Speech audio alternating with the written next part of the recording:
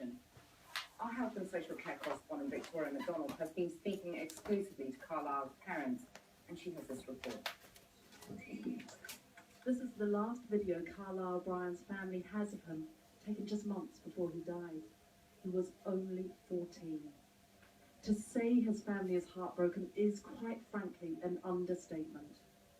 It's not just that he died, but that had things been done differently, he would have survived. Karlysle said to me while he was ill, and he said to me, "Mum," he said, I'm glad you're here, because I know that stuff gets done." And this echoes through me every single day. For the minute I entered hospital, from there I was losing the battle. I was fucking losing the battle. No one prepared to help me, no one prepared to listen to me.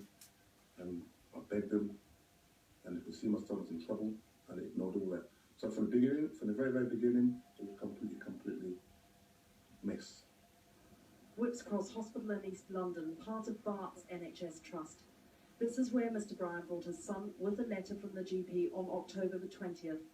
Karlysle had been vomiting for 4 days. An inquest found today that Karlysle Bryan died from peritonitis, a burst appendix, contributed to by neglect.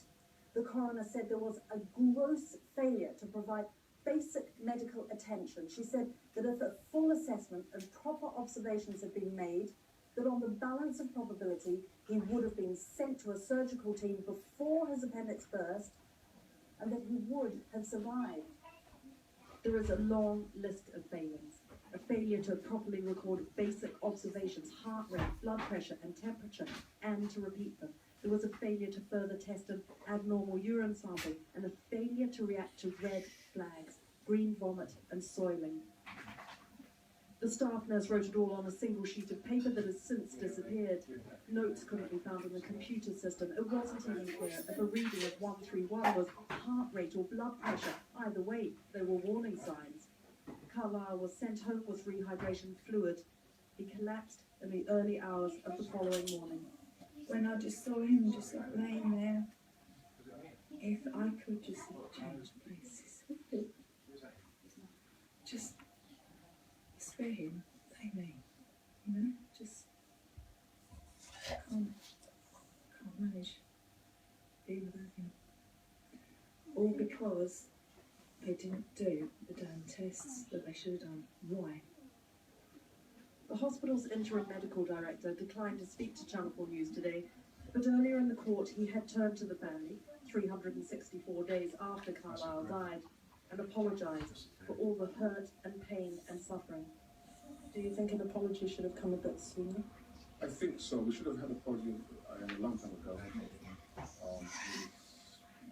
9 months ago. But today, we get stepped back today. The hospital later said they had made changes to ensure patients are safe to be discharged. Karlysle was quite patently much loved. At his school, a memorial has been erected in his honour, the letters KB. Up the road from his family home, his brothers Oliver and Jordan show me the messages written on the wall. The candles that had burned for him. On Jordan's arm, a tattoo with his brother's name. Actually on the wall there's a picture of an afro right here. He had the biggest hair. Crazy hair. Loved it. I just want to grab it right now, but I can't. But yeah, if I could, I just want to hug him again. We're broken. We've got so much pain, agony, and they need to know what they've done. We're not just a number. We're not just an error. We'll try better next time. No. Karlysle's family want to raise awareness now of the signs of appendicitis. It's a focus for them, but in the end it does nothing to assuage their unutterable grief. Karlysle Bryan's family talking to